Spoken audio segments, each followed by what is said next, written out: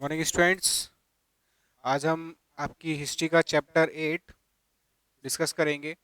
आपने last chapter में पढ़ा था द रिवॉल्ट ऑफ 1857। ठीक है, तो उसके बाद 1857 के बाद क्या हुआ उसके बारे में हम पढ़ेंगे। नेक्स्ट चैप्टर हमारा है national awakening and establishment of political organization in India. ठीक है, यानी आपने देखा था जो फर्स्ट रिवॉल्ट हुआ था या फर्स्ट फ्रीडम स्ट्रगल जो हुआ था, ठीक है, उससे पूरा ब्रिटिश एम्पायर जो है वो पूरी तरह से हिल गया था। ठीक है, तो उसके बाद क्या क्या चीज़ें हुई, किस तरह से पॉलिटिकल ऑर्गेनाइजेशन जो हैं वो इस्टेब्लिश हुई, ठीक है, क्या क्या चीज़ें इसमें चेंजेस आए उनके बारे में डिस्कस करेंगे। सबसे पहले जो नेशनल अवेकिंग यानी कि पूरा देश जो है वो एक तरह से जाग गया था इस रिवॉल्ट के बाद। ठीक है, तो उसके रीज़न क्या क्या थे उनको हम बात करेंगे। सबसे पहला जो रीज़न था वो था एक पॉलिटिकल रीज़न।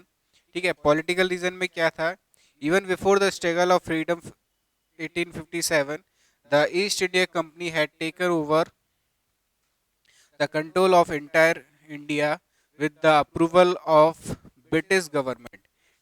ठीक है, तो इससे पहले ईस्ट इंडिया जो कंपनी थी वो ब्रिटिश गवर्नमेंट की तरफ से, ठीक है, पूरा कंट्री पे या इंडिया पे पूरी देश पे एक तरह से अपना कंट्रोल ले चुकी थी।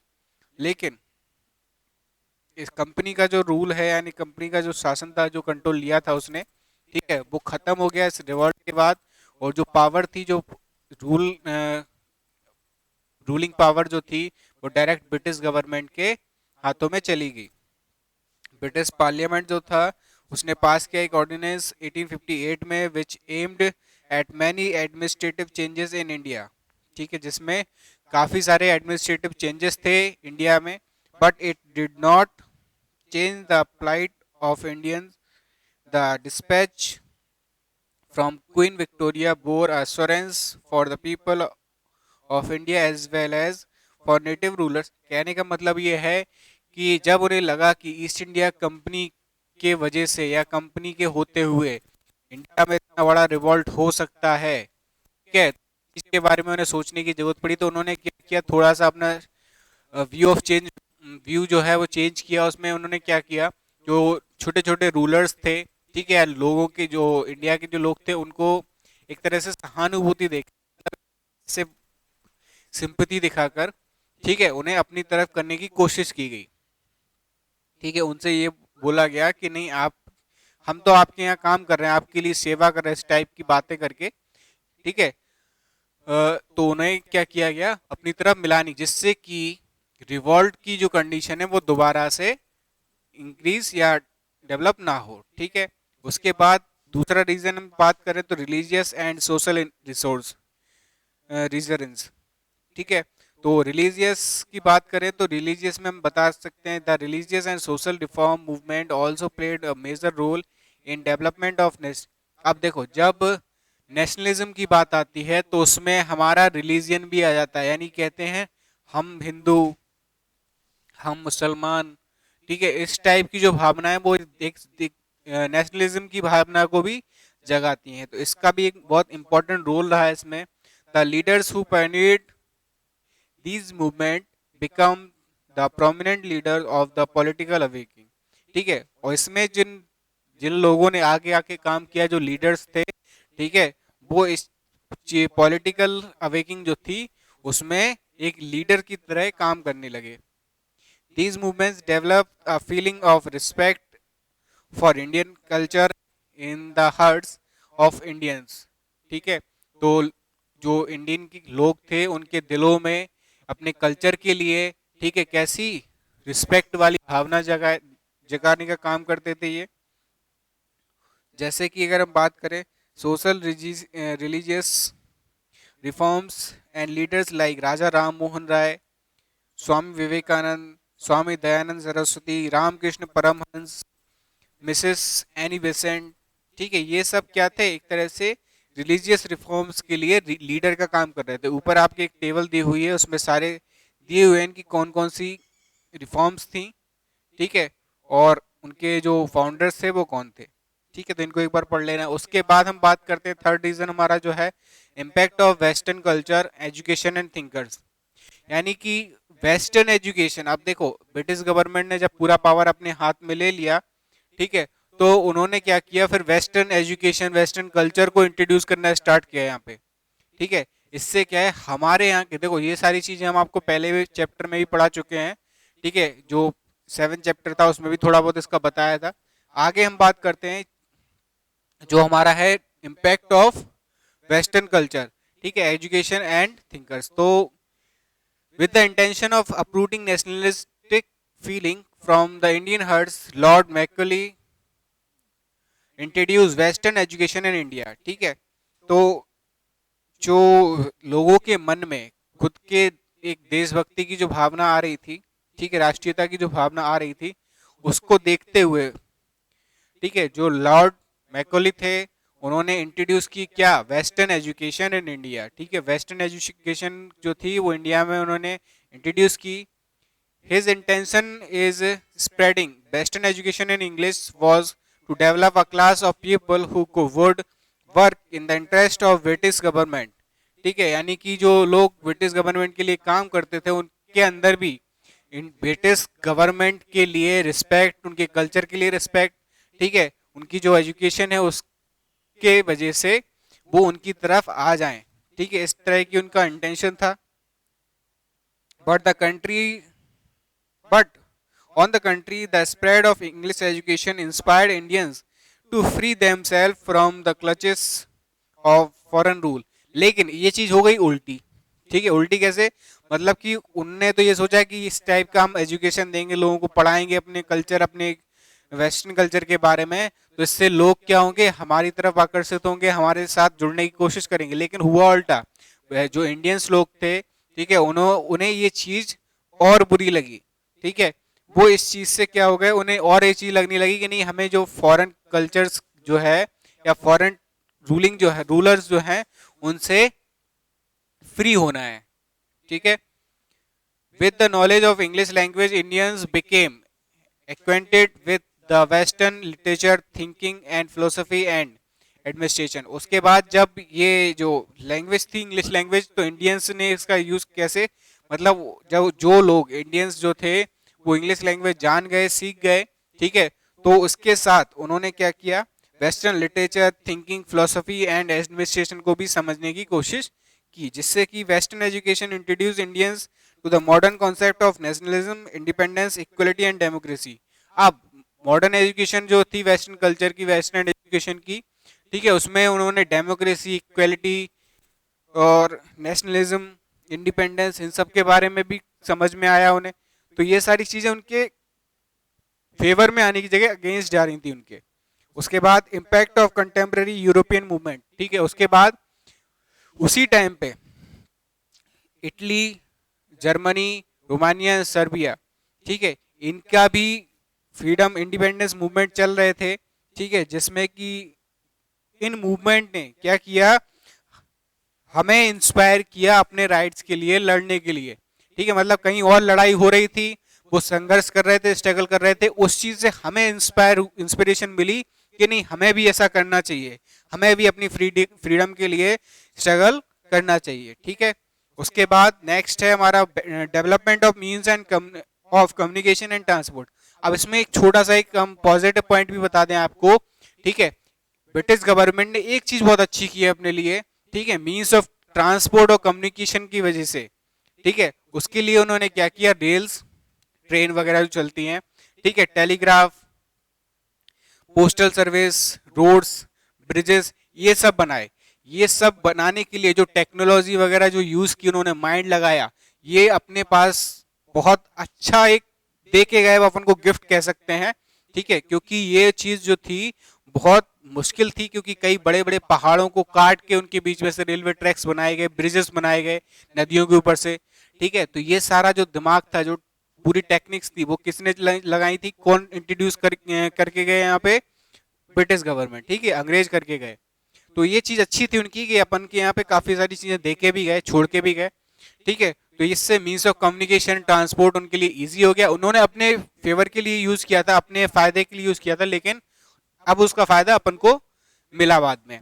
उसके बाद impact of ancient Indian culture. उसके बाद उन्होंने क्या किया, कुछ हमारे संस्कृत के जो लिटरेचर्स थे, कुछ ग्रंथ वगैरह जो थे, उनके हिंदी इंग्लिश में ट्रांसलेट किया, ठीक है।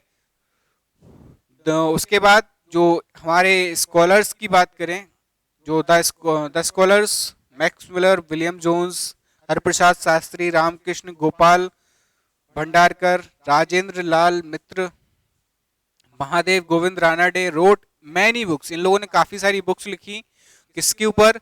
इंडियन कल्चर के ऊपर एंड लिटरेचर के ऊपर। These writings made a great impact on Indian mind set, ठीक है। और इन बुक का इंडियंस के ऊपर काफी ज्यादा, उनके माइंड के ऊपर काफी ज्यादा इम्पैक्ट पड़ा, यानी बहुत ज्यादा इफेक्ट हुए वो इन बुक्स के ऊपर, ठीक है, क्योंकि इनमें देशभक्ति की बातें, नेशनलिज्म, इंडिपेंडेंस, ये सारी बातें उसमें लिखी होती थी।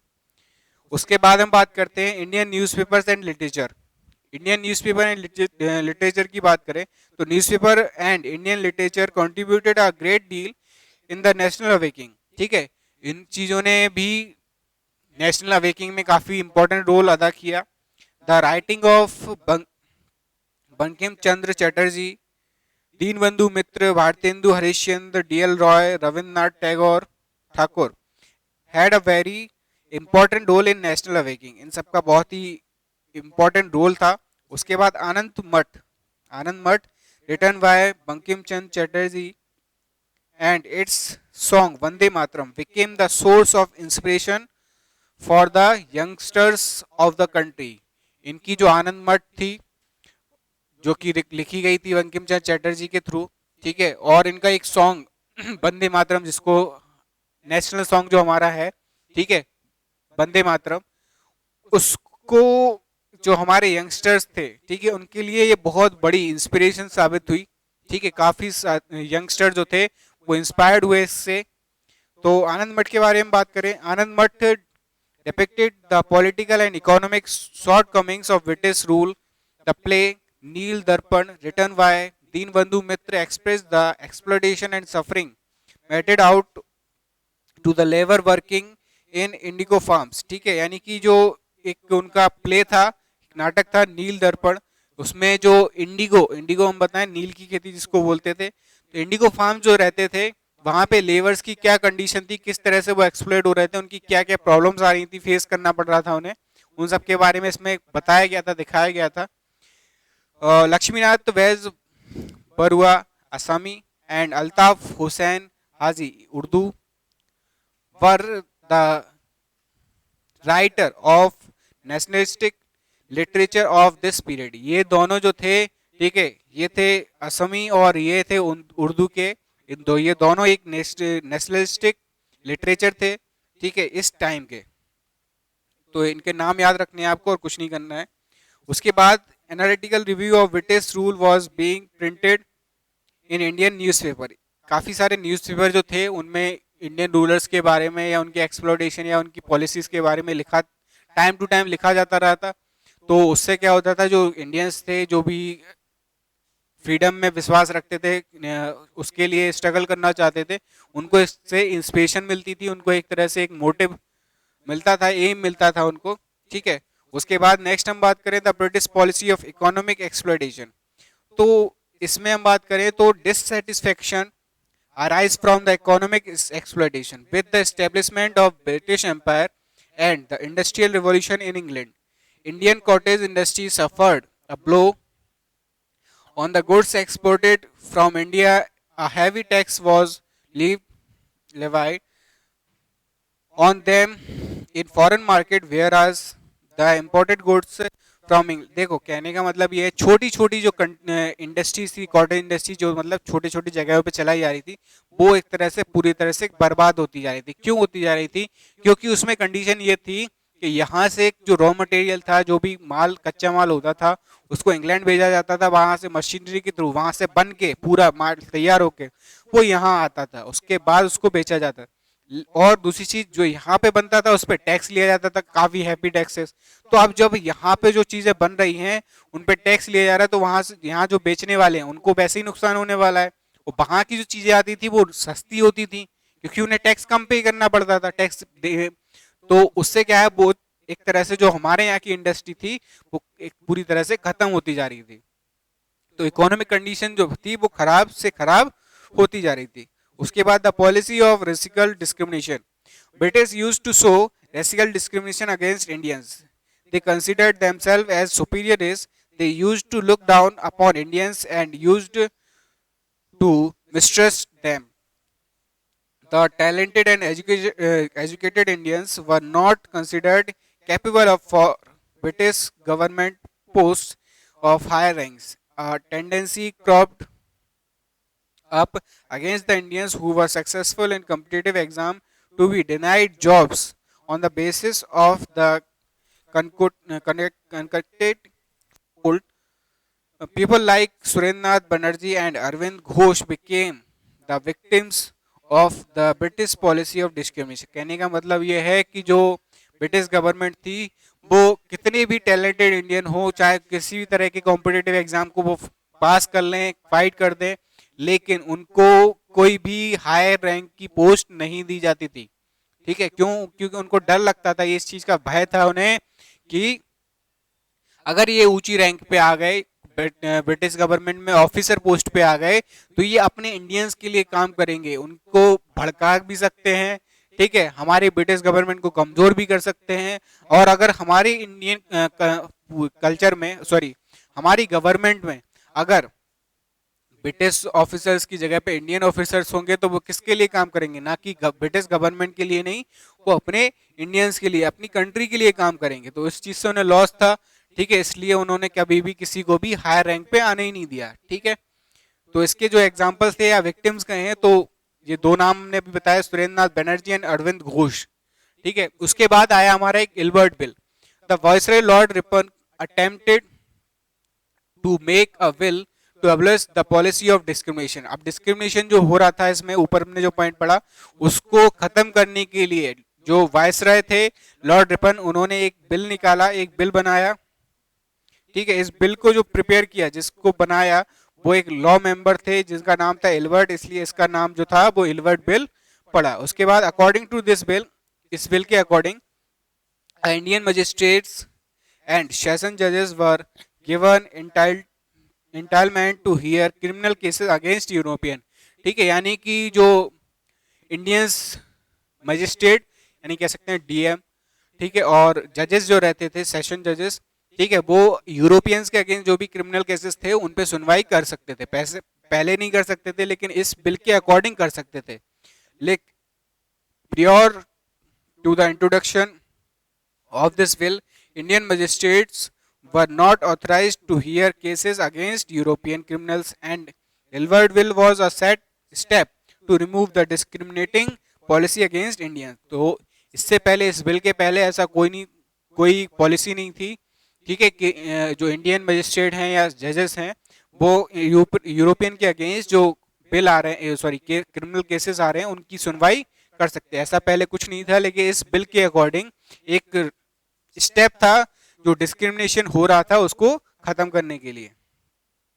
लेकिन Europeans staying in India collectively protest against this bill and call it a black ruling. ठीक है, जो यूरोपियंस थे इंडिया में, जो यहाँ पे स्टे कर रहे थे, उन लोगों ने इस चीज का पूरी तरह से विरोध किया और इसको एक ब्लैक रूलिंग, ठीक है, काला शासन बोला. At last, British government had to withdraw the Ilbert bill. This affected Indians adversely. ठीक है, तो इसका जो जब इतना सारा प्रोटेस्ट हुआ, तो in the last British government को ये इल्बर्ट बिल जो था वो विड्रॉ करना पड़ा, जिसका इफेक्ट इंडियंस के ऊपर पड़ा. क्योंकि देखो, जब उनके लिए काम किया जाता है, उनके अधिकारों के लिए, उनके राइट्स के लिए, उनके लिए अच्छी थी ये चीज कि उनको भी ये मौका मिल रहा था, सबको बराबरी का.